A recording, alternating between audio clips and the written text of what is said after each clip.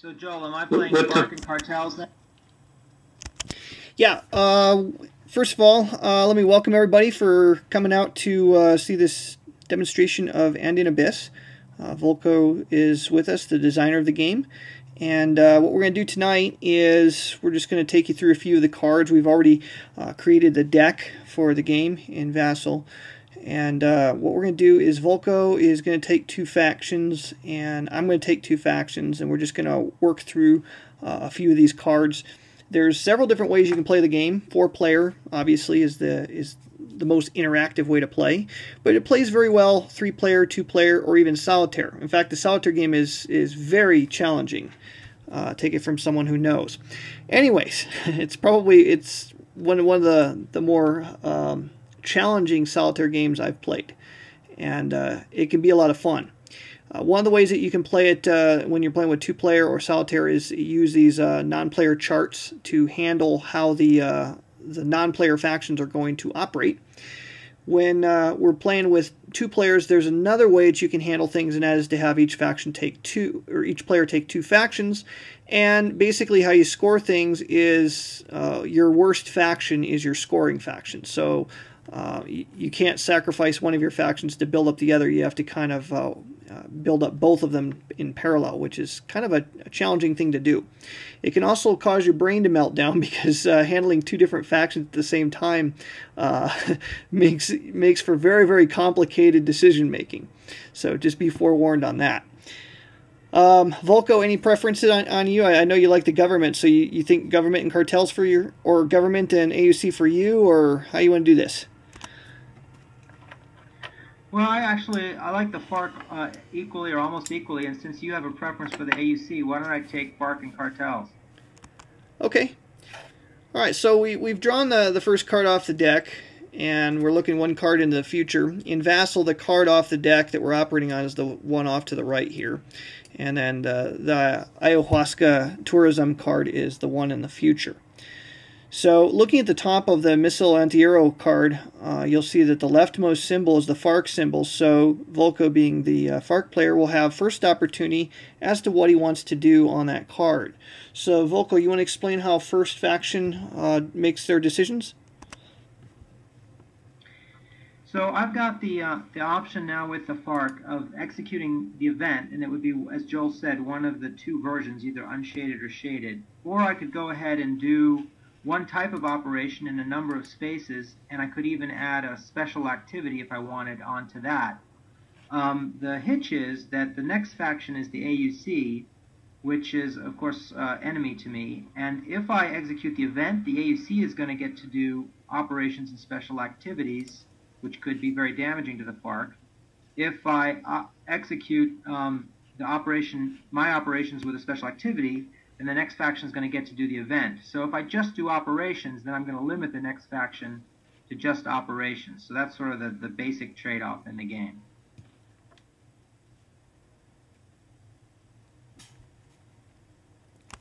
All right, so Joel, shall I go ahead and make my play? Yeah, go ahead and roll with that. All right, so as the FARC, I actually, and also the cartels, and of course I'm thinking about that too in this this version of a 2-player game. I would love to actually execute the shaded version of the event, which is going to prevent the government from doing any of its special activities until the next propaganda phase, simulating the concern about surface-to-air missiles being out there and the government special activities all being air power based.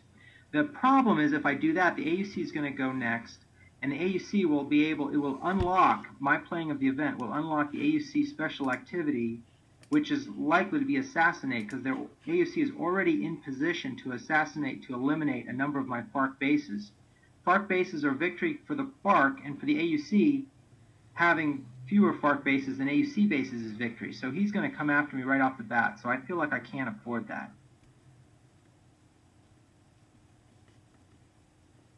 So that being the case, I think I'm going to go ahead and take an operation myself as the FARC rather than doing the event.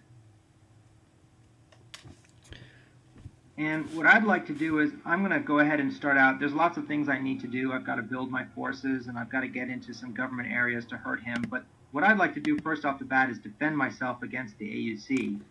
So I'm going to basically try to eliminate the AUC guerrillas that are in my base areas using the attack operation.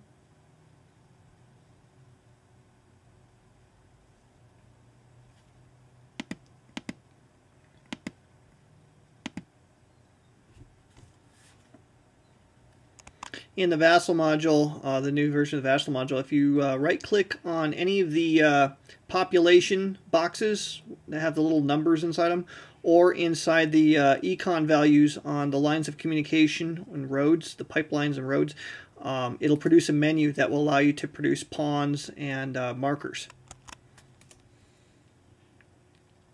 So I've gone ahead and put a couple of pawns in 2 spaces where I intend to do attacks. These pawns are really just they're just a memory aid. If you're going to go do operations in lots of different spaces, it's just easier to mark where they're going to be. That's really all they mean.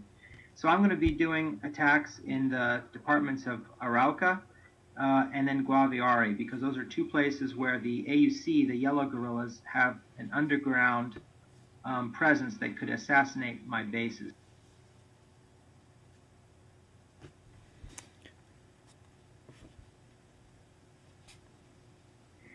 Now, I'm not very strong in those places myself either. I haven't rallied any new forces, so my attacks are not going to be very potent. But fortunately, I can use a special activity called ambush, which allows my attack to succeed without having to roll a die. And I'm going to do that I can do that in 1 space as a special activity. So I'm going to ambush to make my attack a guaranteed success in Arauca.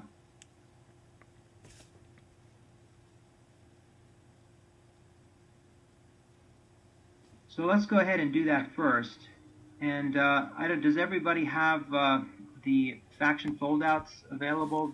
It's actually in the Vassal module. If you click on Player Aid Cards, you'll find that there's tabs then for Government, AUC, Cartels, and FARC. So you'd want to click on FARC to follow what Volko is going to be doing here. So if you look on the FARC panel of the faction cards, and you look down the left, those are all the different insurgent operations I can choose from. I can choose any one of those 4 and then do it that one in several spaces: rally, march, attack, or terror. So I'm choosing attack, and I'm going to do it in 2 spaces, and it does cost me some resources. For each space that I attack, the cost is 1 resource per space selected, so I have to pay 2 resources. And these markers in the game, they're wooden cylinders, these round markers on the edge track. The FARC is on the top at 10. Those are the resource markers from 0 to 99.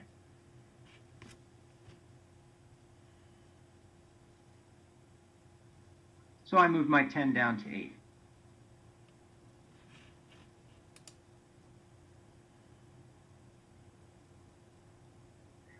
All right, let's do the regular old attack first, and that's in Guaviare, where I have 2 guerrillas. And it says under attack on the panel, if you look, it says the procedure: activate all guerrillas and roll a die equal to or less than the number of guerrillas removed to any pieces. So I only have 2 guerrillas. I'm going to have to roll a 2 or less on a 6-sided die to succeed here, so I'm not very strong.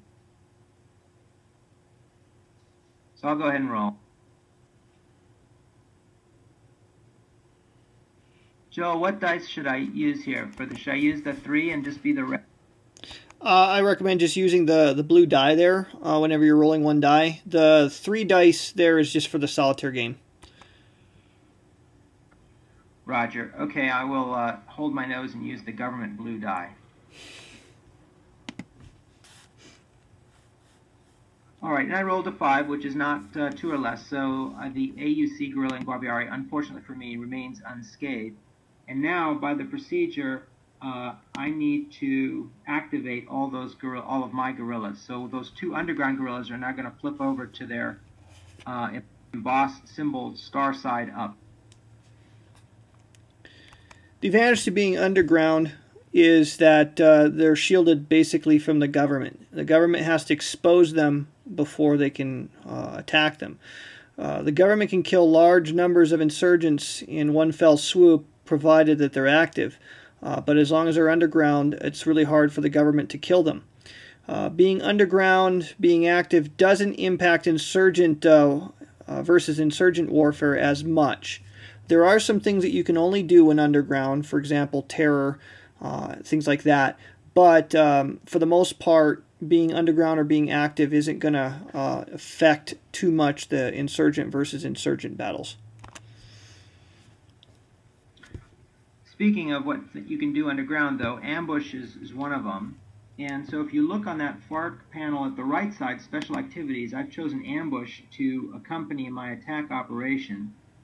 And it requires an attack space with an underground FARC guerrilla. So we go up to Arauca, and this is the real reason I'm doing this this kind of operation in Special Activity, because I realized that Guaviare was just a hope for a lucky shot. But now, with this ambush, the procedure is the attack activates one underground guerrilla only and automatically succeeds. Do not roll, place a FARC guerrilla. So what's happening here is my underground guerrilla is going to strike first, ensured of eliminating the AUC enemy there, and from captured supplies and recruits and stuff, even be allowed to place a new guerrilla. And by the rules, any new pieces placed, any new guerrillas placed are always underground. So I don't even have to roll, I'll just go.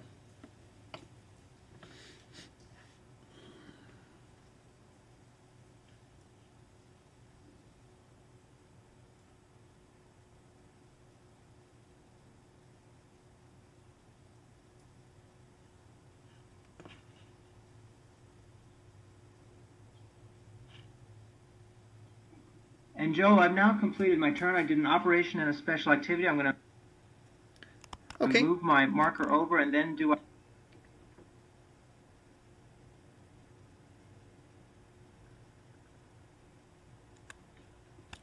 Now, the placement of the first faction that does an action on a card basically limits what the next eligible faction may do. The AUC is the next eligible faction on this card. And my choices, based on what Volko has done, if you look at the sequence of play display there on the map or on the player aid card, the faction foldout doesn't have it. It's on the, there's a separate 8.5 by 11 inside the box that has sequence of play. But the one on the map pretty much covers everything there. I'm allowed to do a limited op, which is an operation that's only going to happen in one area, or I can do the event, or I can pass. Now, the advantage of the passing is you remain eligible for the next card, and you get a resource. So that's something to think about from time to time.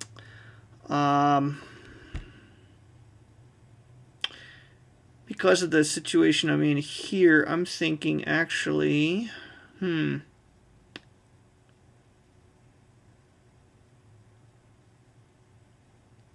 think I'll go ahead and take the event, because I'm looking at the event, and the shaded portion would not help me at all in this situation. Now, in a 4-player game, you see how complex things can get, and you can negotiate with the other players and say, hey, I'll activate that event for you if you will do this for me. None of those things are binding, by the way. It's, you know, how much do you trust that person at the table? What we're going to do here is we're going to execute the unshaded portion of the event, and it allows me 3 special activities. The government executes 3 special activities. Now, notice the AUC triggered the event, but the event stipulates that the government executes 3 special activities. So be especially careful of the wording on the events. They're very specific. So, special activities. If you look at the faction foldout and look at the government panel, and again, these are available in the Vassal module, you'll see that I have an airlift available, which isn't terribly useful here. We have airstrike, which allows you to go and kill an exposed insurgent. That is one that's been activated. I can also do eradicate, which destroys cartel bases and gives me aid. So it's basically between airstrike and eradicate. Now I can do 3 of these. So here's what I'm thinking. I think I'm going to use airstrikes. 3 airstrikes. Now, I'd love to go kill bases. And eradicate will eliminate 2 cartel bases, but the problem is it ends up either adjusting the opposition towards the FARC, or if the department is already under active opposition, then it places a FARC guerrilla there. I don't necessarily want to do that. And the aid doesn't really help me right away anyways, because if you look at the El Presidente display, you'll find that Samper is Presidente, and during the first propaganda phase, there's no aid given to the government. So not until Pastrana becomes president will aid even benefit the government. What aid does is when your resources are increased during a propaganda card, you basically increase those resources. The government gains resources equal to the amount of aid on the display there. But again, Samper is president, so that's not going to happen. Now, in order to destroy a base, there can't be any guerrillas there. Okay, you have to kill all of the guerrillas from that faction before you kill one of that faction's bases. So if I wanted to take out the FARC base, say in Guaviare, I'd have to kill the 2 exposed guerrillas there first, then I could kill the base. And again, that's the importance of keeping guerrillas in a location to protect your bases. But you'll notice that the cartels have no... they got nobody guarding the store there in Meta West, Meta East, and in Guaviare. I could use Eradicate. Again, that would give me aid, but it would place FARC guerrillas. I don't want to do that. So I'm going to use 3 airstrikes to clobber the 3 cartel bases there. And this doesn't cost any resources. And those go back onto the cartel available pieces display. Okay, and then in Vassal, if you just hit End Faction Play, what it'll do is it'll clear your movement trails, get rid of your pawns, and then when you end card play, it will actually adjust the pawns for us on the sequence of play. The factions that acted on this card will now be ineligible on the next card, and the other 2 factions will be available to play. Question? Yeah, go ahead. Oh, sorry. Could you have struck 3 airstrikes all in the same place? Like, for example, could you have struck, say, Guaviare, taken out the 2 FARC guerrillas and the base as well? Yes, I sure could have. Which is a special thing about the event that makes the event quite powerful. Typically, all you would get is airstrike, 1 airstrike somewhere. I see. Okay, so Missile Entierro is now done. And we move to the next card, Ayahuasca Tourism. And cartels are first eligible. So now I looked at this event and I was already looking ahead, realizing I was probably going to get, I was definitely going to get to play first with the cartels. And I almost thought about getting clever and having the AUC be on the shaded version. You see it says Up Faction Executes, so I could choose the faction to be AUC, even though it's not mine, and have it execute free terror, etc. The reason I was thinking I would do that is so the AUC, when they executed the terror, they would go active and no longer be able to assassinate, because they have to be underground to do that, because it's linked to terror. They can't do terror anymore after that terror. And then I thought, and it would also actually hurt the government aid. But then the problem for me is that terror would neutralize, in part, opposition in my areas, the opposition among the populace to the government, which is exactly what I'm trying to get for victory, and would also hand the AUC a bunch of resources. So it turned out to be a bad deal. So I'm going to go ahead and just do a normal operation and probably special activity with the cartel to try to rebuild the damage that I just suffered at the hands of the Colombian Air Force.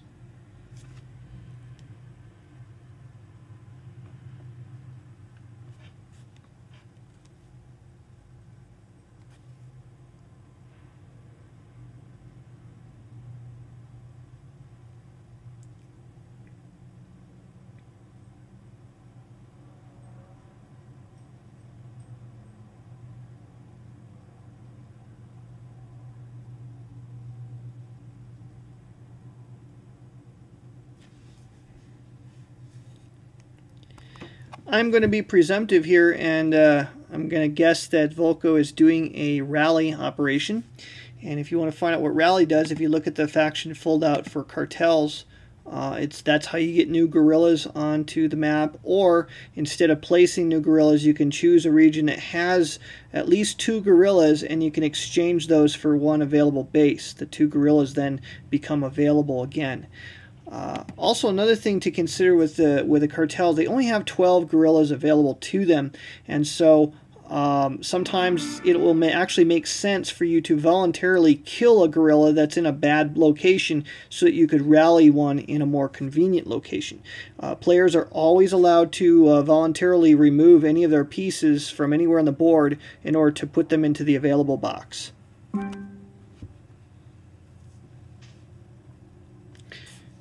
Now, to rally in a location that has no base, you simply put one guerrilla there.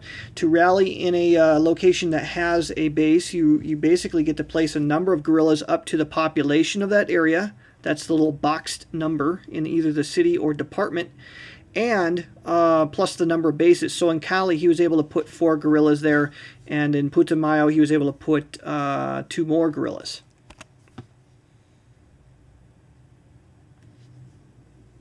Quite so, and I am going to do a special activity, which is Cultivate in Nariño, Cauca.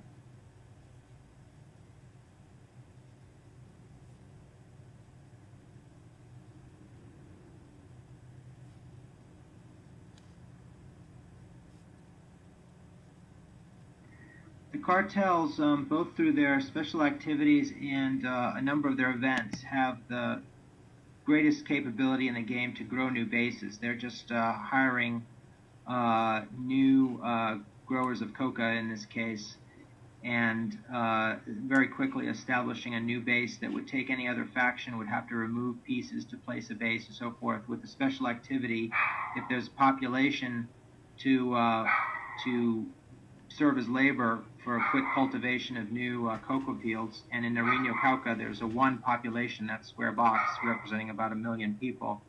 There's indeed population there, so I simply need to have my guerrillas outnumber police, and it needs to be a rally department. All those things are true, so I've placed a new base. It did, however, require me to do a special activity.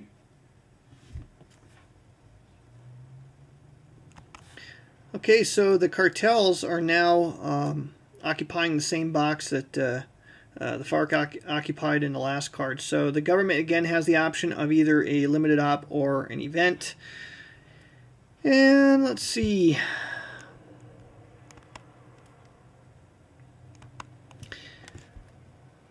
Lim op, the event isn't... In a department, I could activate all guerrillas and remove all cartel bases. The thing is in Putumayo, he would just be able to put them right back. But that is a way to get rid of a bunch of stuff. The problem is in Cali. Cali's becoming a bit of a problem for me.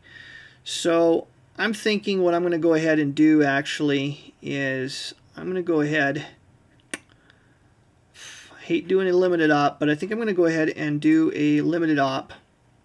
And I'm going to choose Cali for the government, and I'm going to do a training operation, which allows me then to place up to 6 cubes. It can either be police or troops in any number that I want within 6. So I'm going to do 3 and 3 in Cali. So let's see, I got the right 1, 2, 3, 1, 2, 3.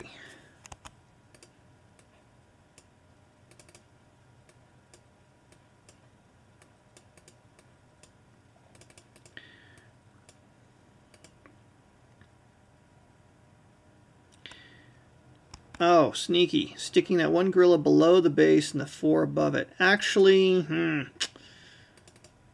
I always like to have more police than guerrillas in those cities. So let me actually exchange one of those troops. I'll do 4 and 2 instead.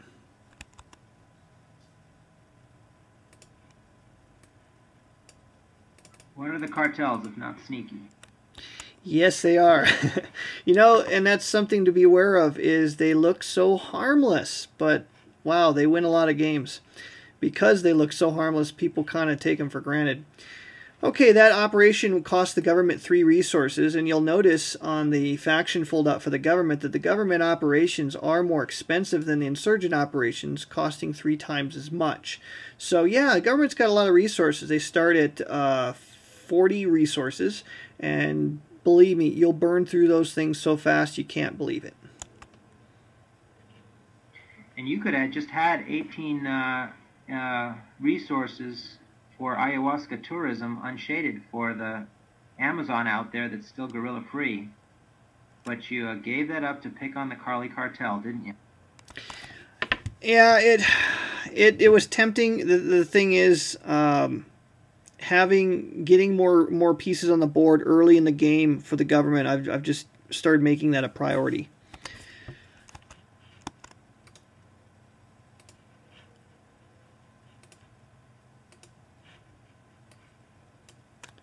Okay, and so the FARC is first eligible on DoD contractors.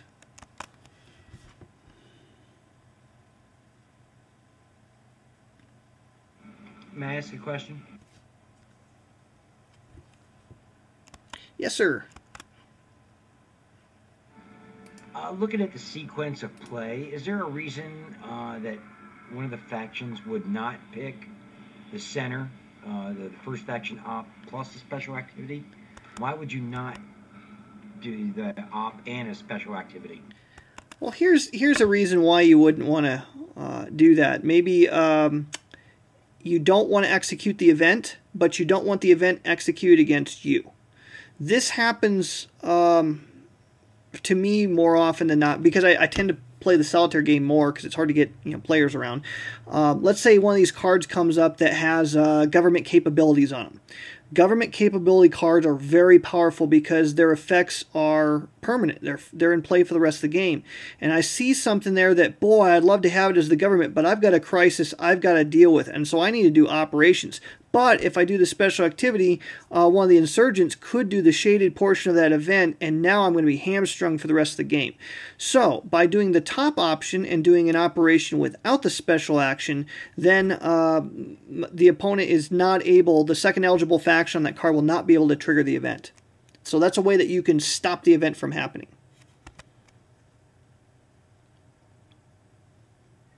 In fact, I think that's what I'm going to do right now, just to demonstrate. So I'm first as a FARC, and I'm a little bit worried about this event, the version of the next event, the event we're on, which would have the possibility of eliminating all cartels' bases and exposing all guerrillas in a space. I'm thinking, maybe AUC will use that in Putumayo to cut the cartels down even further. They just got hammered by the government. They're not yet grown back. And also turn all my FARC guerrillas face up as well and make them vulnerable to assault or airstrike. So I'm going to go ahead and do just an operation and not the special activity. That's going to mean that no one will get to play that DoD contractors event.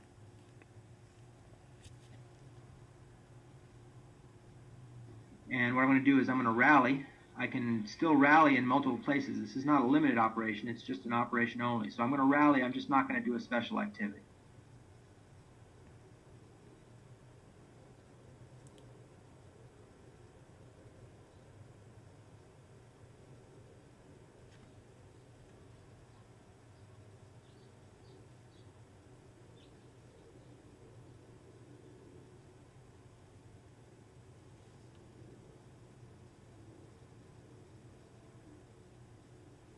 So I've marked 5 spaces for rally.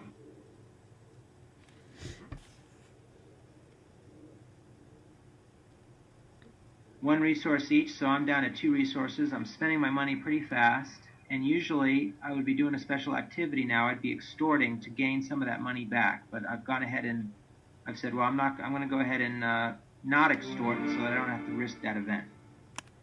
Actually, I think you should be to 3 resources, right? Because you only marked 5.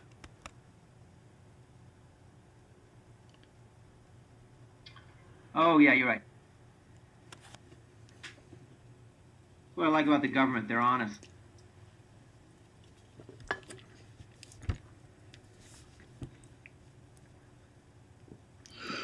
Okay, Joel. Hey, listen, I'm going to have to go. Thanks a lot. I'm going to pick the rest of this up on the tape. All right, thanks, John.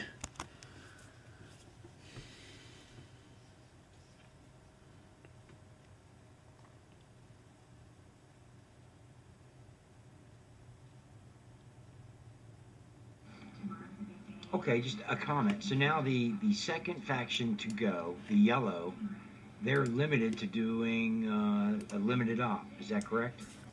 Yes, that's the only thing they could do is a limited op, or they could pass. And passing is probably the most attractive thing to do here because they're first eligible on the next card, which opens up considerably more. There's more options for them by waiting until the next card.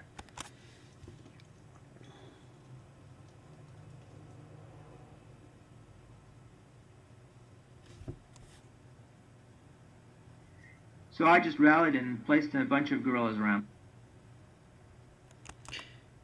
And no extortion. Correct.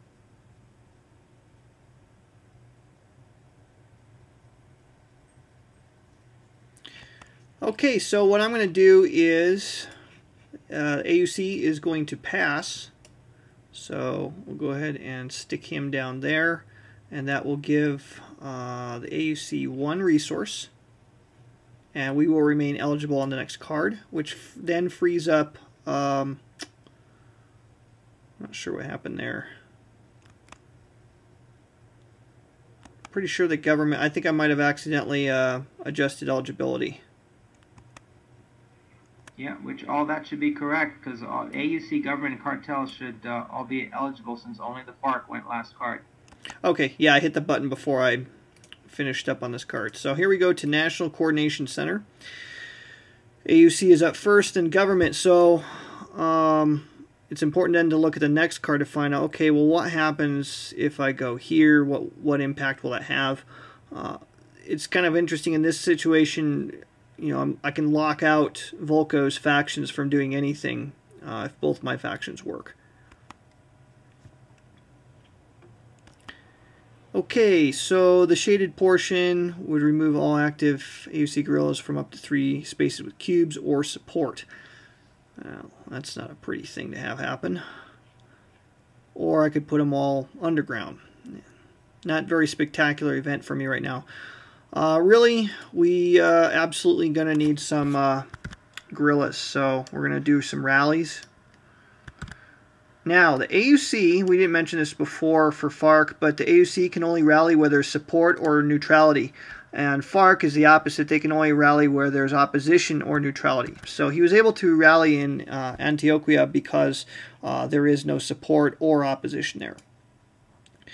I'd love to rally back in some of those other areas. I'm going to return the favor and put one in Huila. Let's see here.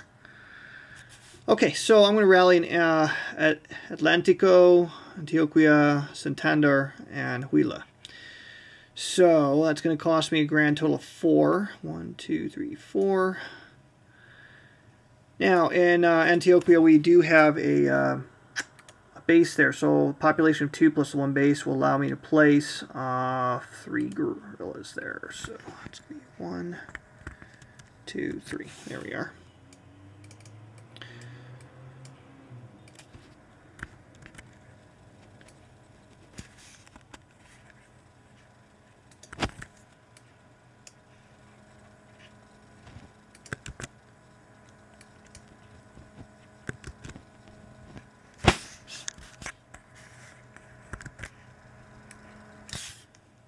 Okay, now I might as well chase that with a special action. And what I'll do with the special action is I will extort in Antioquia and Atlántico. In both of those areas, I have more guerrillas than all the other factions put together. So I have more pieces, I should say, than any other factions put together. So if you look actually at the AUC extort, for each selected space, add 1 resource and activate 1 underground AUC guerrilla. So there's another reason for having your guys underground. And again, I can only do this in spaces where AUC forces include an underground guerrilla and outnumber the enemy.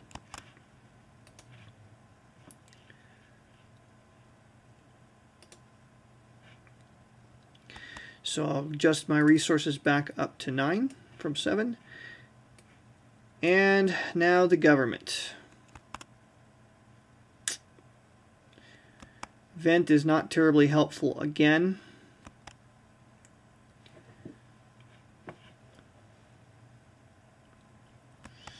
But I strongly suspect terror could be in the working, so I'm going to do a preventive measure. I'm going to do a limited op for the government in Santander.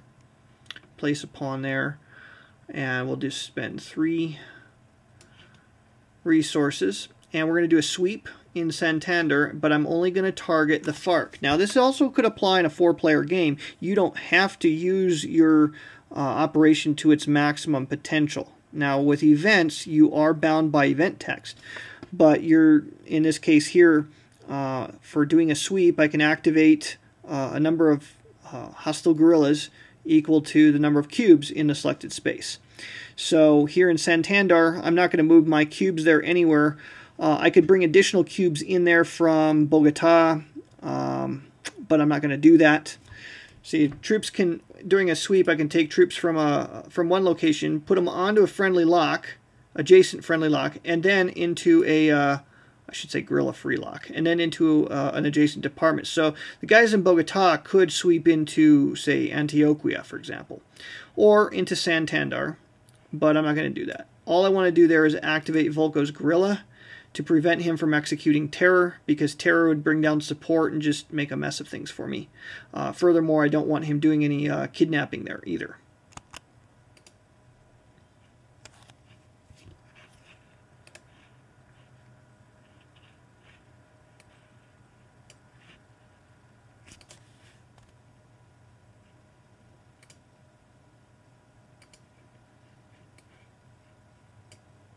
So now air bridge is that up. last event, National Coordination Center, represents the formation of an organization by the government to go after the paramilitaries, the AUC. And since Joel is playing both the government and the AUC in a firm alliance in this version of the 2-player game, you can see why that event was not very interesting for him.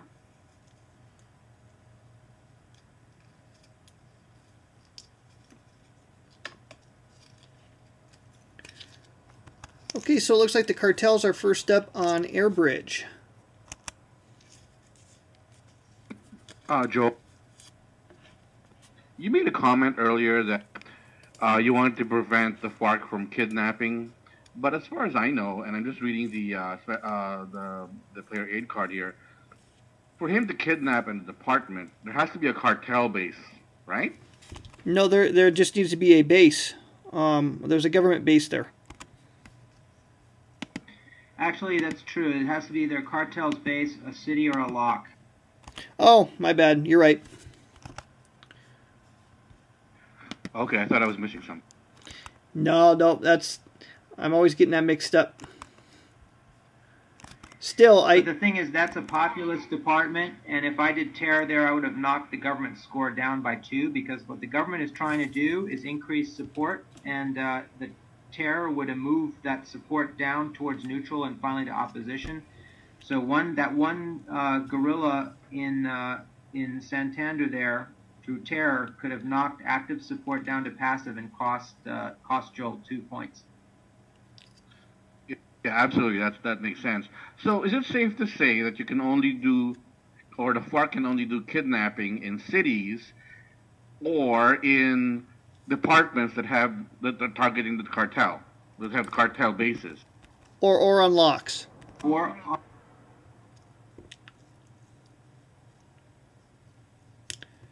in fact, okay, on lock.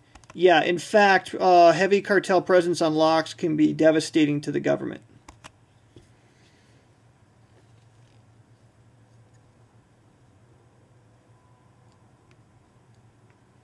Because you Right, start not putting... just because of kidnapping. Exactly. You start putting guys on locks, and it's going to do 2 things. Number one, it threatens to sabotage the locks and hurt resource income during propaganda. It's also going to inhibit freedom of movement for the government when they do sweeps or when they do patrols. Patrols aren't just to expose guerrillas on locks. It's also a way to reposition your police. Sometimes that's necessary. So getting your guerrillas on locks can be a real headache.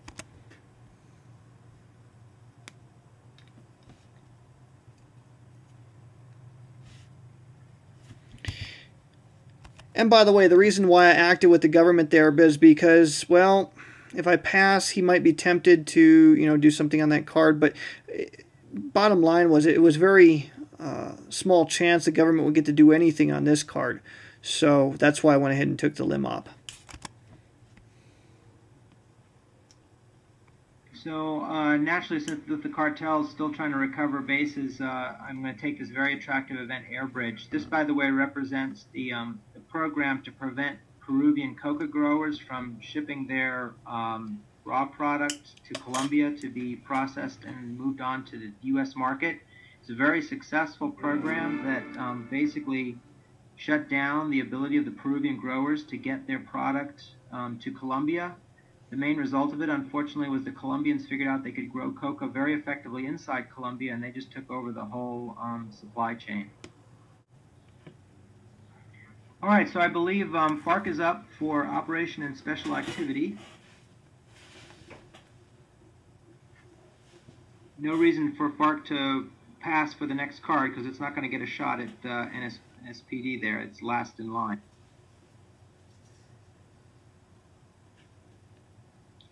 So I'm going to do an operation with FARC, and the operation is going to be March.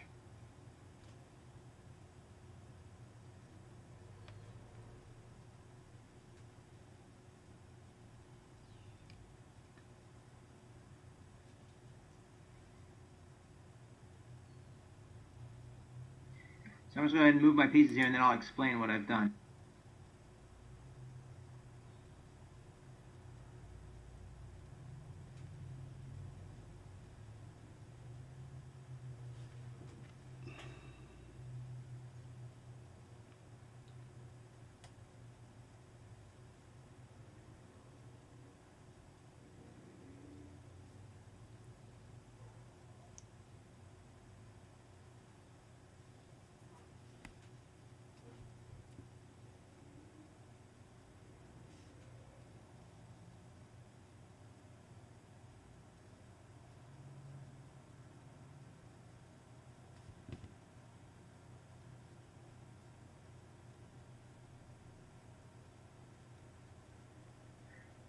All right, I've marched 4 guerrillas. The guerrilla that the government activated in Santander, Boyacá, I've marched into Bogotá, and he just stays, he was active already, and he stays active. If he was underground, he would still go active because there's support and so many police and troops there that the population would immediately report those guerrillas to the authorities and they would no longer be underground. But he was already active, so now there he is. In Nieva, however, there's not enough police because there's only 1 cube and my 1 moving guerrilla. If that sum exceeds 3 and there's support, then the guerrilla activates. But in this case, it's only 2. It doesn't exceed 3, so that underground guerrilla slips into Nieva, and they're now urban guerrillas, if you will. In addition, I've moved on to 2 of the locks, the lines of communications, from Meta West onto the road to San Jose del Guaviare there, and he remains underground. And then from Arauca Casanare, I guess I've moved on to 3 locks, via the town of Yopal. A town, those black dots are not spaces, but any spaces, including locks, touching them are adjacent. So Arauca, Casanare, and that pipeline to Yopal is adjacent. And I also moved north to the pipeline headed from Arauca to Cucuta. And those guerrillas are all underground. So I'm hoping to pose a threat here to the government of some kidnapping on the locks, or to have at least a guerrilla for a time hanging out in Bogotá, where he might eventually turn back underground and be a rather troublesome terror threat against the 8 population in Bogotá there. The movement onto the locks, the march onto the locks costs 0, so I don't have to pay resources for that, but I do have to pay a resource each for Bogotá and Nieva destinations, so 2 resources.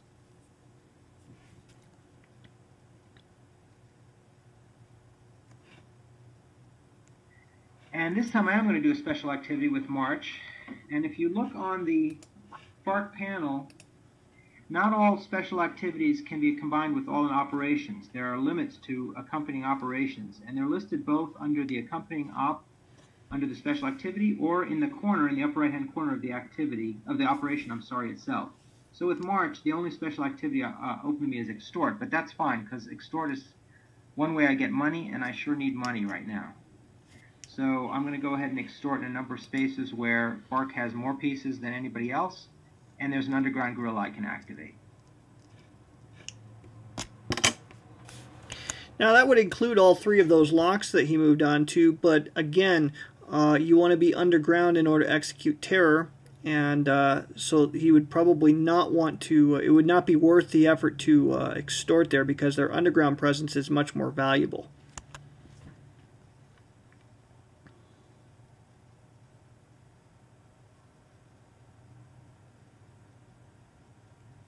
So it's like Choco, Huila, Guaviare. I can do Choco too. Correct. So I've extorted in 4 departments. I get 1 resource each, so my resources go back up, I guess, to 5.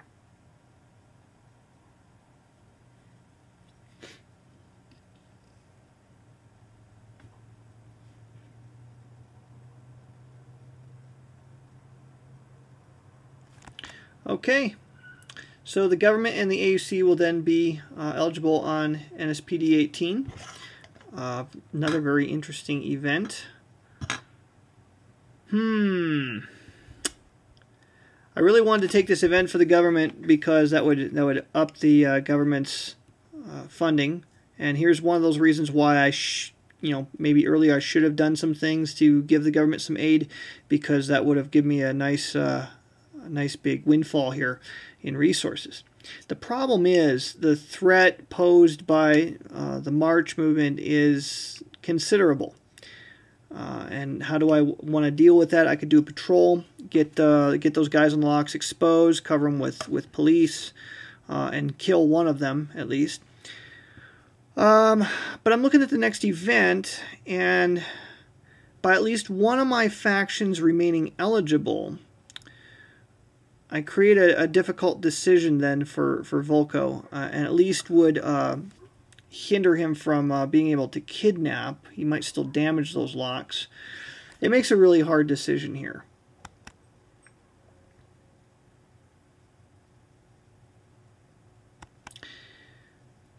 I'm going to go ahead and do a patrol because I think that that's the prudent move to make at this stage. So what I'll do is I will take the police from Bucaramanga. He's going to march up onto the lock, move to the next adjacent lock, move into Cucuta, and then move to the next adjacent lock. He now must stop because he's encountered a guerrilla, and he automatically activates that guerrilla.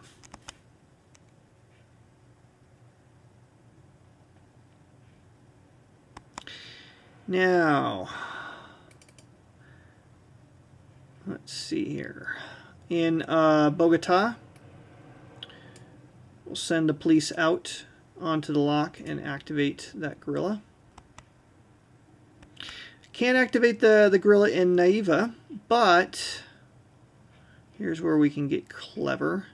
Is we'll take the police from Pasto onto the lock adjacent to it, the road that connects Pasto with Naiva, and march into Naiva. That gives me more police there than guerrillas, so to protect against kidnapping.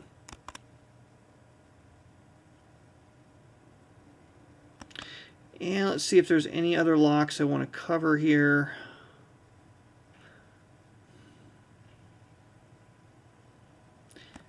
I don't like leaving Pasto empty, but that's what I'm going to have to do for now. And then I'm allowed to do an assault in one of the locks. So if you look at the fold-out for government, it's important to read the details on the train or on the patrol. But activate one guerrilla for each cube there. Then, if desired, execute a free assault in one lock. So we will do that assault in the Cucuta Arauca lock. So that will kill the FARC guerrilla there. And all of that move, I can move any of my my police or troops onto those locks. I could use troops to activate them, but troops don't guard against kidnapping. They automatically get repositioned during a propaganda phase. So police are better at holding ground. So I'd prefer to use police on the locks whenever possible, and keep my troops concentrated for counter strikes or big sweeping operations. That did cost me 3 more precious resources. for that operation. And then the special activity. I might as well do one. So, question is what special activity I want to do. By the way, another option I could have had, and I really considered it, was to do a special activity called airlift and take the 3 troops from Bogota and airlift them to Arauca and kill every FARC piece in Arauca, because they're all exposed. The 2 guerrillas are exposed, and there's 1 base, and those three cubes would be sufficient to kill all 3 FARC pieces there. But the threat to my locks was enough to warrant a little bit of caution there.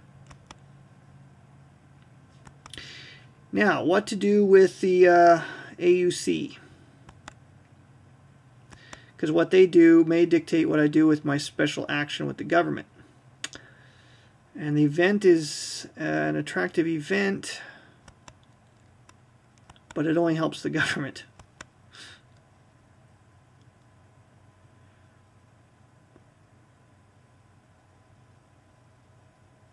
I'd love to use an airstrike in Bogota, but the neighbors don't appreciate that, so urban airstrikes are frowned upon.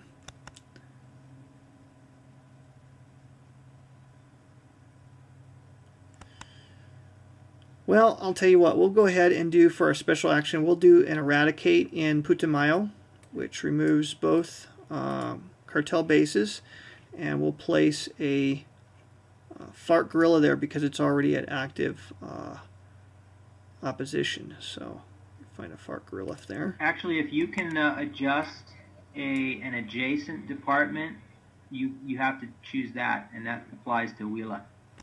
Oh yeah, yeah, you're right. Okay, go ahead.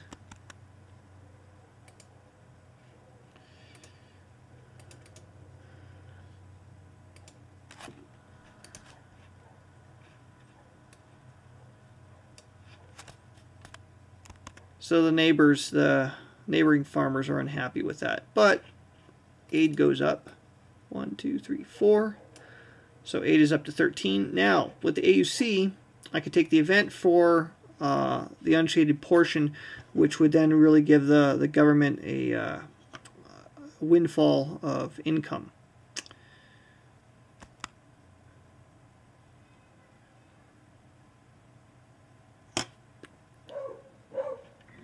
Notice that Joe moved that marker opposed plus bases from 20 to 22. That's because we're counting the population that's in opposition to the government plus the number of FARC bases. That total, which is currently at 22, is what FARC is trying to raise to win. If that goes over 25, then FARC is meeting its automatic victory condition. Okay, the event does help the government. Aid went up by plus 20, but aid is capped at 29, so that's as far as that can go. Again, that's not going to help in the first propaganda phase, but that's something that, you know, it's high enough now that it could really help later on. And if I'm playing for a long game, then this decision will allow me to be much more aggressive later in the game, whereas I'm playing very cautious now.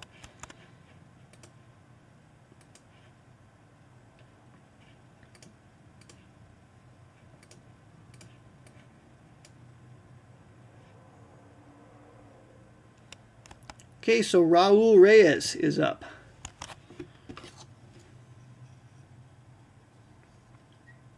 So lots of interesting choices here with my alliance between the FARC and the cartels. Raul Reyes, very nice. I could go ahead and place a FARC base where I usually could not rally at all into a support space, say into Nieva, where it would be protected by the guerrillas who are already there, or into Pasto or Bucaramanga, where there aren't any government forces to mess with it, for example, and establish a FARC urban base. That would be really cool. On the other hand, I have a nice opportunity here now to kidnap from the government, because he has left one underground guerrilla on that road going out into the jungle there in the center, and perhaps have the cartels just execute the FARC base in their alliance with the FARC. On the other hand, the next event is a very nice one for the cartels in terms of earning some money, and it would be very attractive for me to go ahead and pass with the cartels and take that next event first, and by passing, I would also shut out the AUC from having a play at all. So lots of good options here, and I have to sit back a moment and think what to do. I think I will go ahead and do the kidnap, because you just don't get that many opportunities to kidnap from the government. So let's go ahead and have some FARC terror. And I'll confess openly that was a blunder on my part. I didn't remember that you had marched on that road and had forgotten all about it. Yeah, that's the big city boys. They're always forgetting about the Llanos, all the countryside out there to the east.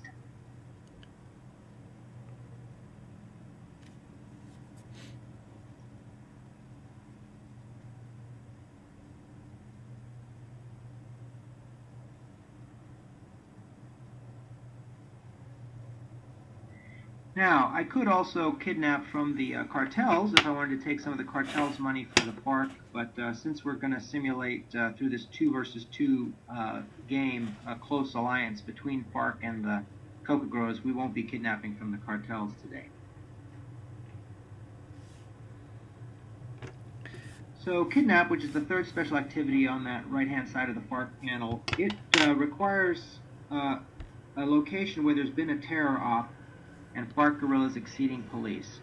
So I've got to do terror, and terror, if you look at that box at the bottom of insurgent operations, if you're doing it in a city or department, you do have to pay 1 resource cost, but on locks it's 0. So I'm going to go ahead and do some terror that has nothing to do with kidnapping, just regular old terror in the mountains there, and this is to build opposition to the government, which is my main goal after all.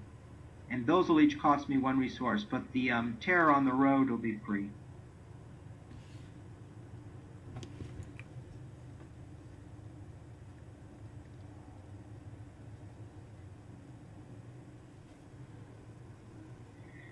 Terror activates a guerrilla, and for the FARC shifts the space 1 level towards active opposition, and also, if the conditions are right, as it is on that lockout there, allows kidnap.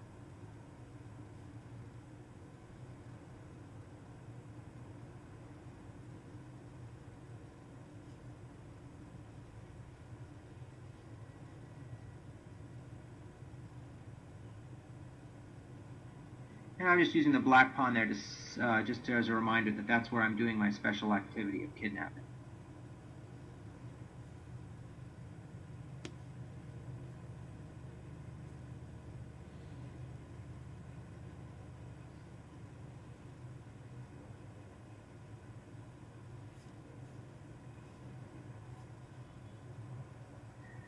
So I've shifted Antioquia from neutral to passive opposition for 2 points for me, and also the wonderful effect, and this is the reason I rallied a guerrilla there while I could, of blocking AUC rallies, so they'll no longer be able to build their army there where they have their main base. And I also get 2 more points for Wheela Tolima at active opposition, because active opposition scores double rather than just single for passive, the population score. So I'm adding 4 to my score.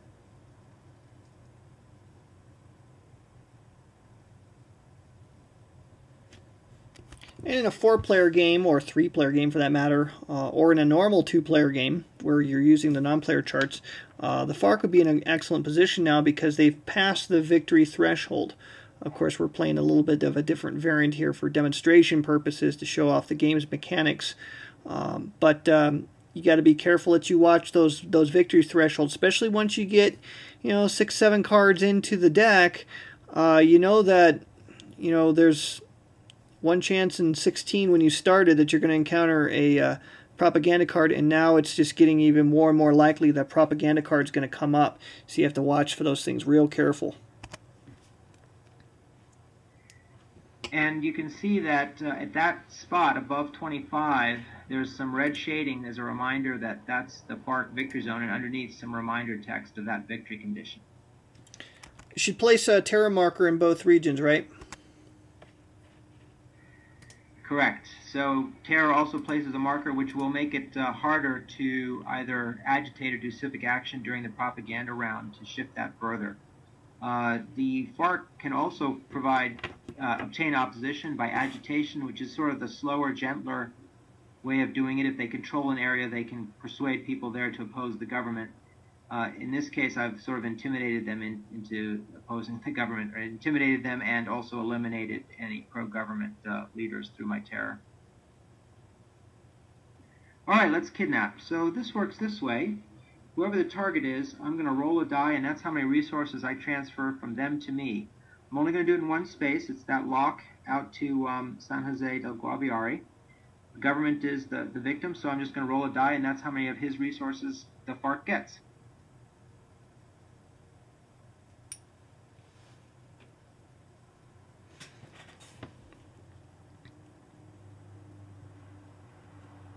It also, the act of doing terror on a lock does not place a terror marker, rather it places a sabotage marker.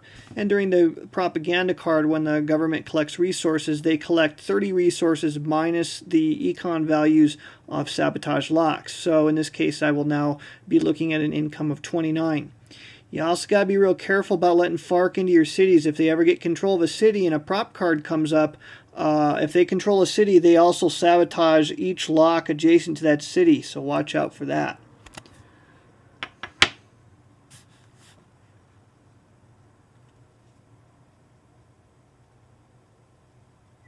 So you can see that if the FARC gets onto a whole lot of locks and kidnaps several of them, or does that repeatedly, that could be devastating to the government's war effort, and of course build up the FARC a really nice war chest. But the problem is that the locks, as you just observed, are a very dangerous place for rebel guerrillas to hang out. They're easy to get to and they're nice to be on, but the government is going to usually defend them fairly steadfastly and can usually get there and hurt you. So it's kind of like if you're a guerrilla, it's one thing to hang out in the jungle and hide, and you can probably do that all year long. But if you show up on a major roadway or pipeline, you're going to draw a lot of attention to yourself real quick.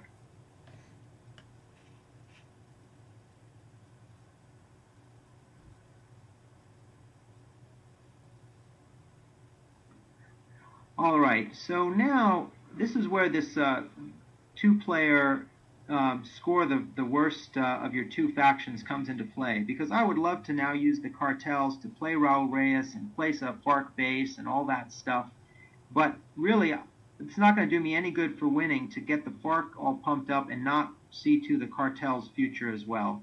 So I think I'm going to I'm just going to go ahead and pass with the cartels and let Raul Reyes go on his way.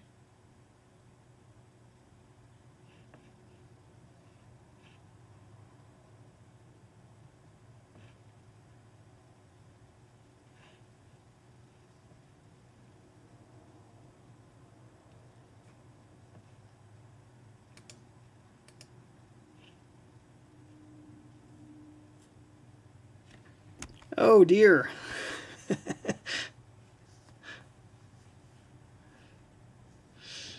So looking ahead now, we see a propaganda card will be coming up after the discount drugs card gets played here.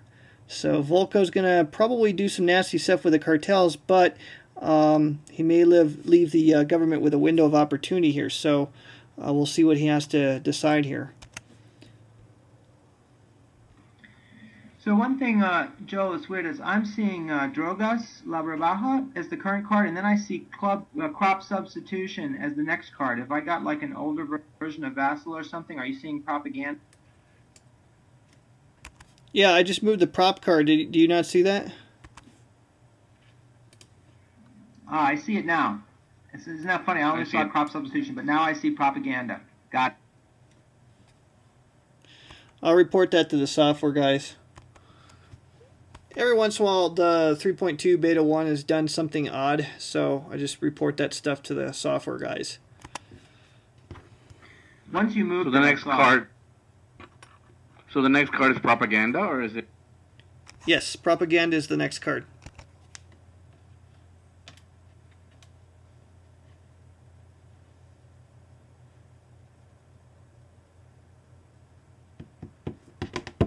All right, well, I just see all that money in front of me, so I'm not even going to think about Propaganda. I'm just going to go ahead and have the cartels play the event for the shaded version, Retail Empire. This is the Kali cartel put a lot of its money into a legal drugstore chain that was very successful. It was ultimately confiscated by the government, but In this case, we're playing the version in which the drugstore chain is making them a lot of money. So twice cartels, pieces, and cities to cartel resources.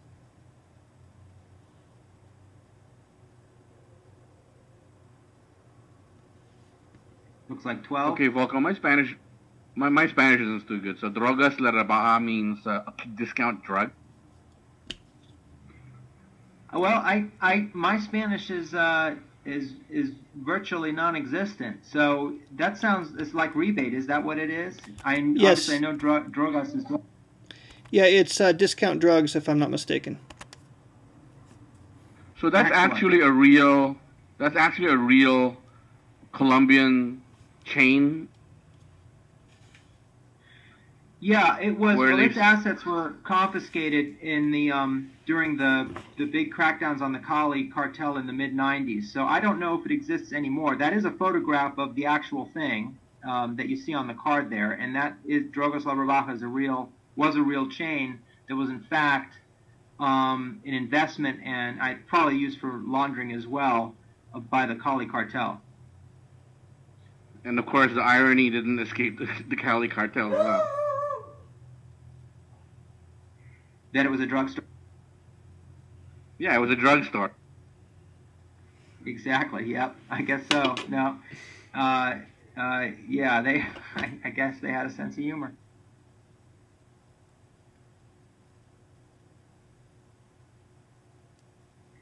I'm watching, based on the recommendation from Consum World, the documentary, the ESPN documentary, 30 by 30, the two Escobars, about the Medellin and Cali investing in rival Colombian soccer teams and driving them forward. Fascinating story.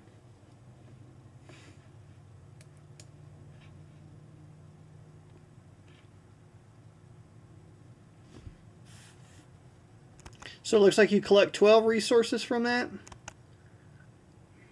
12 for the guys in Cali, and then I'm going to place a cartel's base in each of 2 cities.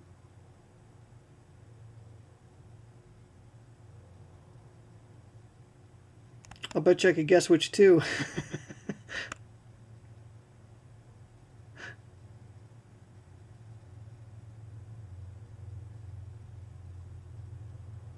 Really? I put it into those 2 southern cities because that will block government control there, since they won't have more pieces than anybody else, which means they won't be able to easily reposition there during the propaganda round.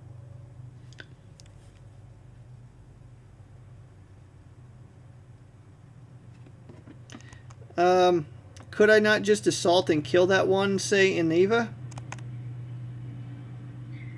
You could, if what you want to do with your last move before propaganda is assault. Yeah, you absolutely could. Yeah, because that's actually an attractive option. I was hoping to do a couple sweeps. I wanted to expose the guys in Cali. Training was another thing I was kind of hoping to do, but it might be a good move to go ahead and clobber that. Let's see, because I could do an airlift too. Don't you have to knock Fork down now? I'm sorry? Don't you have to knock? You have to knock Fork down now because the propaganda's coming up and they're going to win. Well, under the variant that we're playing right now, he wouldn't. But under normal circumstances, what I would do if we were in a 4-player game is, well, I got a couple of options. As the government, I'd have to hit the FARC somewhere. You know, actually, as the government, I have a couple options. I could either hit the government or hit the FARC myself, or I could pass and let the AUC do it. The AUC could do far more damage to FARC than the government could right now. The best thing a government could do to keep FARC from winning would be to do an airlift into Arauca and kill all 3 pieces. That would take care of it, because losing the one base would knock them down 1 point. On the other hand, the AUC could do terror in Antioquia to knock them down by 2, and they could do terror in Huila and knock them down by 3. Knocking them down by 2 because of putting the terror there. Whenever AUC does terror, it causes alignment of opposition or support to focus on neutrality. So if there's support, it'll go toward neutral, or if there's opposition, it'll go toward neutral. And then I would do an assassination in Huila and eliminate the base there. And then I would also hit Guaviare. So I would basically hit 3 areas. I'd hit Antioquia and assassinate the guerrilla. I'd hit Huila and I'd hit Guaviare and wipe all 3 of those out. That's what I would do if I was in a 4-player game. I would pass and yield to my esteemed colleague. So you can see that it would be a very I forgot it was a game 2-player. in a 4-player game, because what we're playing here is the 2 versus 2. So yeah, we're having our 2 factions help each other a lot, probably a lot more than 2 different players would. But what compensates for that is whichever those 2 factions is left behind is the one that determines your victory. So great, my FARC is doing great, but my cartels have a long way to go. Okay, and just to show the That's right, I forgot mechanics about here. that. To show the mechanics here of what the AOC can do and their capabilities, they look really docile, but they can be devastating. And because time is running out here, and I'd like to wrap things up after this propaganda card, what I'm going to do is I'm going to pass with the government, and they collect 3 resources. Eligibility is meaningless at this point, because after the propaganda card, all factions will be eligible again. And then I'll use the AUC to do an op and a special action. And we will go ahead and actually do that in Antioquia and in Huila and in Guaviare.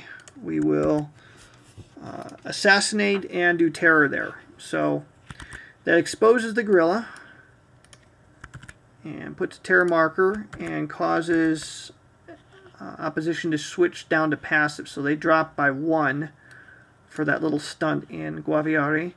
And then I can assassinate any 1 enemy piece there. Now, that can be the base. Even though the base is protected by guerrillas, that does not protect you from assassination, nor does it protect you from bribes. And so you got to watch the cartels there.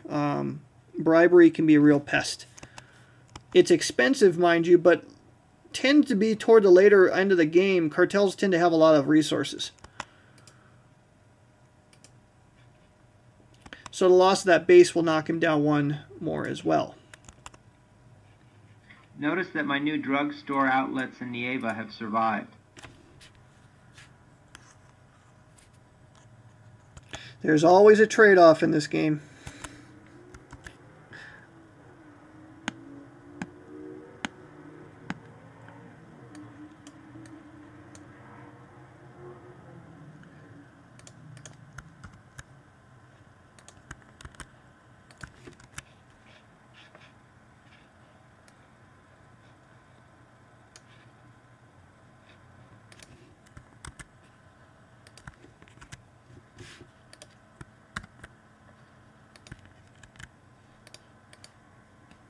And that costs 3 resources.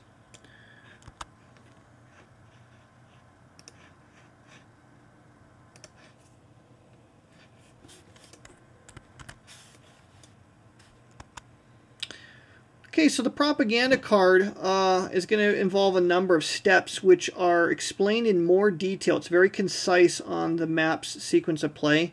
But if you open the player aid cards in Vassal, or if you have the physical game, you'll want to look at the sequence of play chart. It looks like a little flow chart, and there's like a map of Colombia with it's called a planning map on the reverse side. So anyways, you want to get that 8.5 by 11 sheet out, because that will walk you through the propaganda card stuff with a little bit more clarity. First thing that you look at is to see if any faction has met its victory condition, and if so, then they win the game. If more than one faction has won, then the faction that has won by the highest margin takes the victory, or if there's still a tie, then there's a tiebreaker. I believe it's cartels, then AUC, then FARC, then government. Was that right? I'm just doing that from memory. So yeah, cartels beats AUC, beats FARC, beats government in a tie. Okay, so in this case that hasn't happened. So we're going to skip from victory to control. And control is where you have more pieces than all the other factions put together. So right now, Naiva is uncontrolled. And control only matters for government and FARC.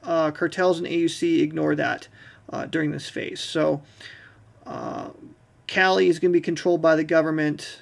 So we can go ahead and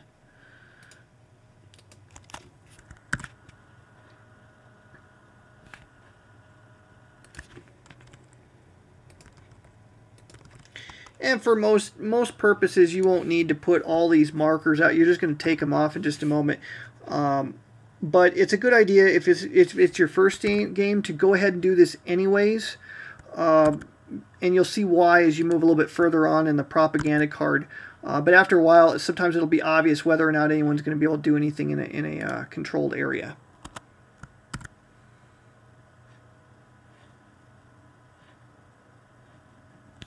Notice the government does not control Bucaramanga, even though they have support there, active support. They don't control it because they don't have any pieces there. And then the FARC is going to control a bunch of stuff as well.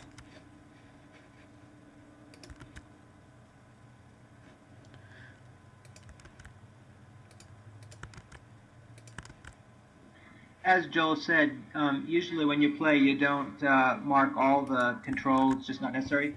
For example, for FARC, it's really, in this case, important just for Huila and Guaviare, where they're going to be able to agitate. Yes. Yeah, exactly. Sorry, I left my mic open there. So next thing we look at is if any cities are controlled by FARC, you sabotage all adjacent locks. That isn't true here, but you look at any of the locks that have more guerrillas than police on them, those would be sabotaged as well. That's not going to happen here. There is one FARC guerrilla on the Yopal-Bogota pipeline, but there's also one police there. So the government basically gets 30 resources, which is the sum total of the econ values on all of its locks, minus the sabotage locks. So just take 30 minus the value on sabotage locks. So in this case, they get 29 plus aid. But remember, El Presidente is Samper, and he blocks aid. So they're just going to get a total of 29 here.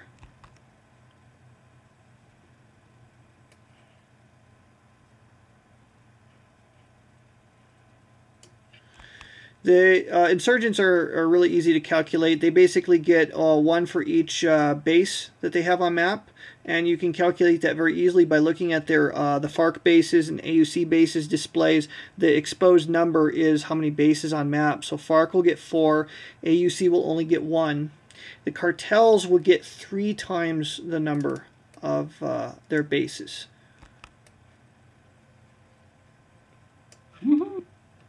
So they're going to be swimming in cash there. 21.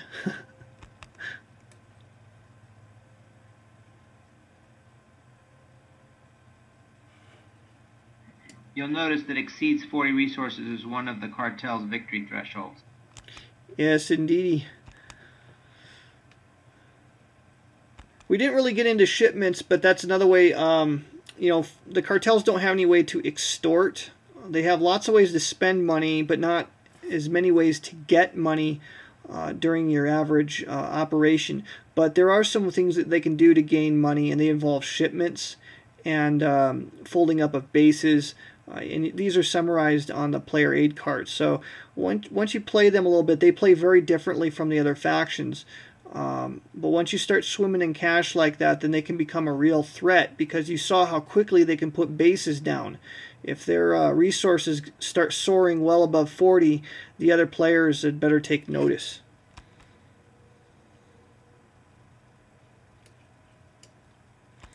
If there's any shipments on the map, shipments are basically developed by the cartels.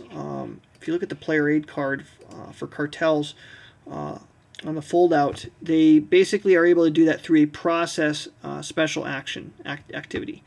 And they can do that whenever they rally or march. They can do it in cities or departments where they have cartel bases. And you can put these shipments down. Now, once you have a shipment down, it is guarded by a guerrilla. If that guerrilla dies, the owner can shift it to another one of its guerrillas. If all of its guerrillas are dead in that region, then it shifts over to the faction that killed it. So you can steal these shipments from the cartels, and they can be very lucrative for the other insurgents. For the government, if the government does an assault and kills a shipment, then he gets a lot of aid from the United States. So that's a way for the government to get its aid up.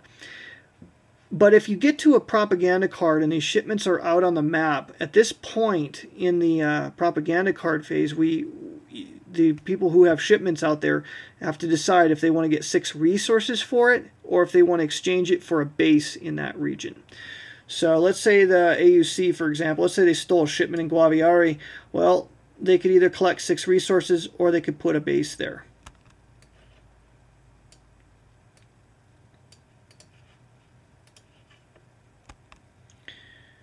Okay, so there aren't any shipments on the map, so we're just going to move right along to civic action. Now, in a civic action, wherever you have control, the government is able to spend 3 resources to shift the support one direction in its favor. Before it can do that, however, it does have to spend 3 resources to eliminate each terror marker. So if there was any terror in Cali, for example, I'd have to spend 3 resources to remove each terror before I could start shifting support in its favor. Of course, I can always choose to decline. You're not obliged to remove terror or to do any civic action. It's just something that you can do if you wish. I would go ahead and do this at this point, and I would spend 6 resources here to, and it's actually in the center here, to go ahead and shift Cali to active support. It's cost me 3 resources to make it passive support, and then 3 more to go to active support. So that would be 6 resources for him. And that's really the only place that I would do any civic action. Volko will likely do stuff in Huila and Guaviare, yeah? You bet. The irony is that even though he was the cause of a lot of that terror, he still has to pay resources to remove the terror.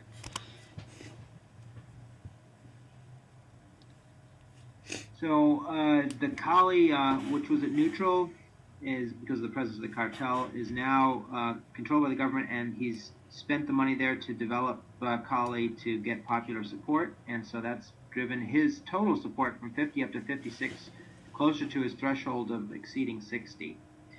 I'm going to follow suit with agitation, which is sort of my version of civic action. I just have to have control and pay 1 resource per terror marker and then per level. So it looks like, are there 2 terror markers in Huila? I think so.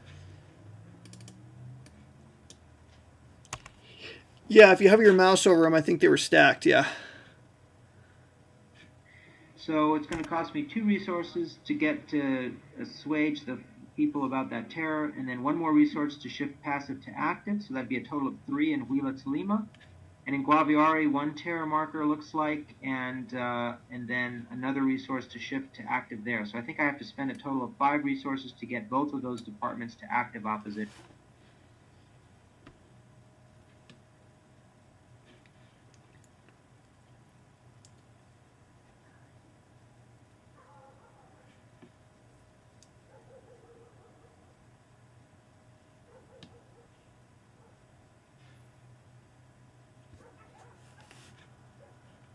And so 1 level in Huila Tlima is another 2 points, and 1 in Guaviare is another 1 point, so 3 more points to opposition plus base.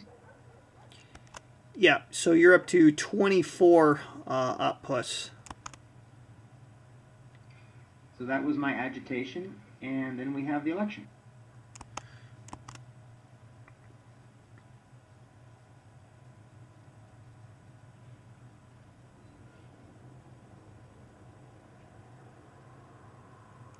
Okay, I'm just checking the vassal module. It seems like I've got a miscalculation somewhere.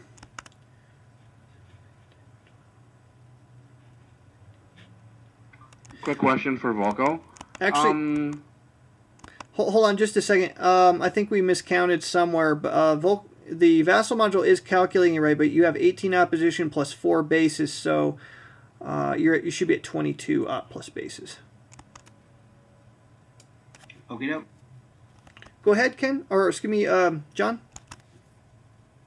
Yeah. Is it like, for instance, you did Volko did a lot of the. No, I'm sorry. It was Joel who did that. The civic actions to clean up the to support to raise your support above 50. Now, was that really a good idea, given that the next president is actually better than Samper. Like, if for instance, if I didn't want to do that, if I wanted to go to Pastrana, I could deliberately not keep the. Could just keep the support below 50 to knock this guy out of power. And can I do that, or is that a good idea? Well, yeah, you could, but the threshold for triggering an election is total support has to be 60 or less. And right now it's at 56, so there's going to be a change of power. Sorry. Yeah, there will be a change of power here. I thought it was 50 or less. Okay, sorry. No problem. And it's because but Colombia had a one-term constitution, so Uribe eventually made 2 terms, but he had to get that through the legislature. So it's very rare that you get stuck. Not very rare, but it's infrequent, I guess, in the game that you get stuck with Samper and Pastrana. Okay, but if, for instance, let's say the situation had been, let's say you're just going to go over 60 with Samper, for instance, would it be a good idea for you to deliberately hold back on the civic action just to get the new president in? It might be a reasonable play, because you might figure, okay, I'm going to be able to come back and do that civic action later, perhaps with a train operation or on the next propaganda card. So even though it's your direct victory measure support, you might figure you could get it later anyway, and just to get rid of Samper so you can get the aid or get moving towards Uribe, who's the best of all for you in terms of an aggressive pursuit of the war. And what that would probably represent is that's the military establishment trying to prevent the current president from looking too good because they don't like him. And furthermore, when you're in a winning position, which would be having support above 60, that's sometimes a fragile position to be in. And in any multiplayer game, you got to weigh the cost of that. So sometimes it's better just to hang back a little bit and not push your maximum capabilities in order to, so as to not draw too much attention to yourself. So pacing matters. Yeah, like drafting in NASCAR.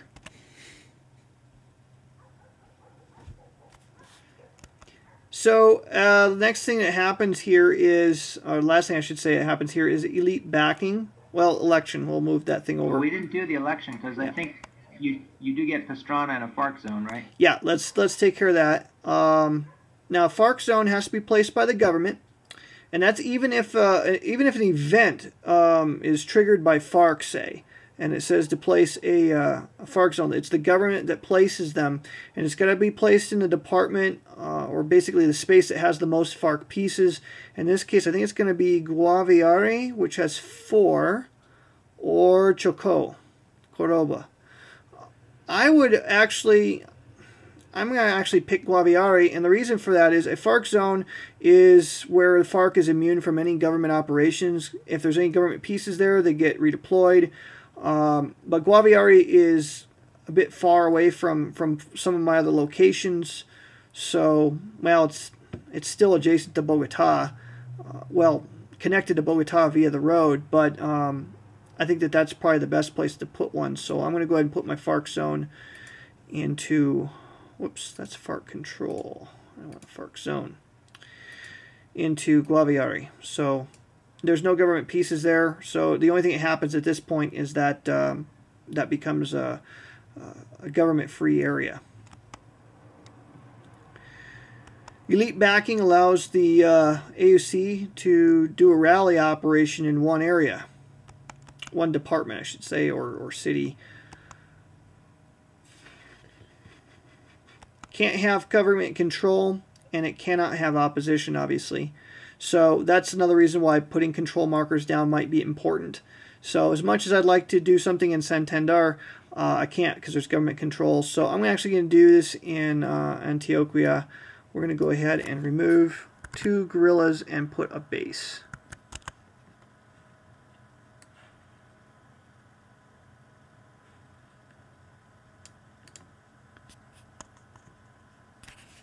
Which moves the AUC a little bit closer to its victory threshold.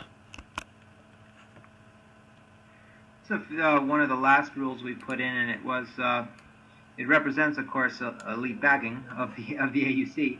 and the resources that that brings. But it was also put in for gameplay purposes to give the AUC, like everybody else, an opportunity to improve their victory position in the propaganda round, including the final propaganda round, which is just what just happened. Since AUC's victory is AUC bases minus FARC bases. Okay, so now we get to redeploy, and that's where if you have any troops in a space that doesn't have a base, so if they're out in a department without a base, then they have to get redeployed to a city or a department that has government control and a base. Let me read this so I get it right because it's easy to... government must move troops on locks or in departments without government bases to government-controlled spaces that are cities or have government bases. It may move other troops to such bases, and it may move police to any locks or any government-controlled spaces. So this is where you really want to think, what do I want to do with my police? And what I'm going to do with my police is I'm going to take one out of Medellin, and I'm going to put him down into the sabotage lock, so as to ward away kidnapping during the next card, because FARC is first on the next card. I don't want him to just start kidnapping there. And that's pretty much all I would do with redeploy here. Reset causes all pieces then to become eligible, and all terror, sabotage, control, momentum cards, insurgent momentum cards that were in play would go away, and all underground guerrillas, all active guerrillas I should say, go underground.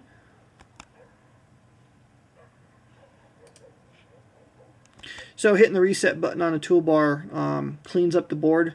In a tabletop game, it's a little bit more, there's a little bit more involved, flipping all the guerrillas over. But it's, again, you're only going to have to do this 4 times in a game, so it's not that much tedium, really. And that would constitute... Now, if I make a comment... Sorry, go ahead, Volko. Yeah, I just wanted to point out now with the reset that all the guerrillas went underground, and you'll notice that that little urban guerrilla who had been exposed in Santander and marched into Bogota, and he wasn't going to do much in Bogota active, but he's now been left alone long enough that he's wormed his way underground, and now he could, for example, he's not going to be able to kidnap because there's still too many police there, but he could just do terror there, and that would knock Bogota to passive support and total support down by 8 points. Yeah, that can be very, very devastating, and that would then basically force the government to, do a train operation, do civic action, get that back up. So yeah, it's a pain in the neck when those guys get into your cities. If you leave them there too long, they will eventually go underground on you. Other ways to get guerrillas underground, by the way, we didn't see it come up in our game tonight, but other ways to do that is to do a rally operation. And what you do, instead of placing new guerrillas from your available box into a department or a city, instead what you do is you take any of your active guerrillas from anywhere on the map and you put them into a space that has one of your bases. Again, that space has to be eligible for a rally operation, but for example, if Volko had a whole bunch of exposed guerrillas out there and I was poised to do a massive assault and just wipe a bunch of them out, he could just pull them out of harm's way by doing a rally operation and sending them all to spaces where he has a base. And that would put them all underground again. It's another interesting way to move your guerrillas around. It's another tool in the insurgent toolbox, very sneaky. March only allows you to move adjacent, but that rally operation can sometimes allow you to reposition things even further and more efficiently than a march would. And that's, by the way, representing that these bases for the insurgents represent logistical infrastructure, safe houses, weapons caches, movement routes, of course, drug shipment routes also. And you can rally, if you're one of the political insurgents, the FARC the AUC, you can't rally where the population is against you. But if you have bases and the population on your side, then you can move your people around very quickly. So basically, this constitutes what a propaganda card will do. Think of it as a checkpoint in a long race.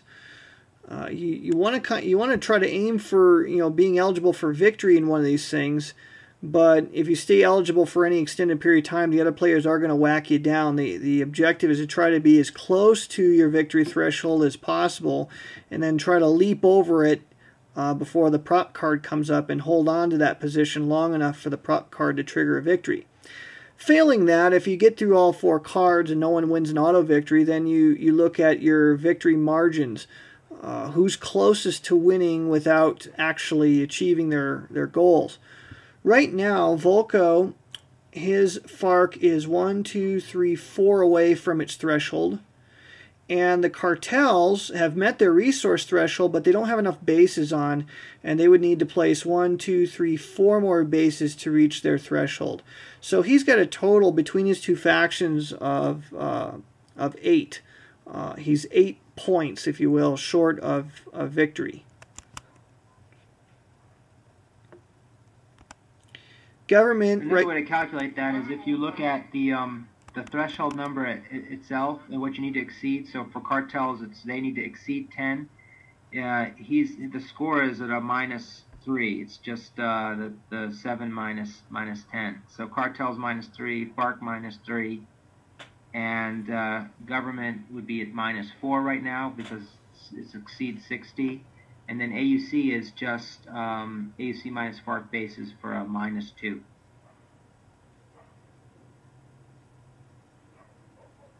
So we're actually pretty evenly matched at this point in the game. If it was a 4-player game, the faction that would be winning is the AUC. That's right. So again, read those victory conditions real careful, and don't don't despise those little factions because, like I said, the AUC, they're very sneaky, and the cartels can be very sneaky. And while the government and FARC bash their heads in, a lot of times the AUC or the cartels will come out and steal a win. I think in this we covered the essentials of the game, so I'm going to go ahead and stop the demo at this point, but we'll stick around and field questions if anyone wants to ask any questions. If you don't have a mic, just type it into the chat bar in Vassal to grab our attention. Thanks, Joe.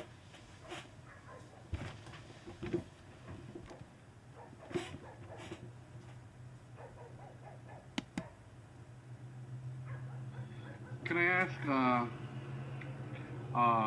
say, a related question to Volko, and not necessarily about the game? Yeah, go ahead.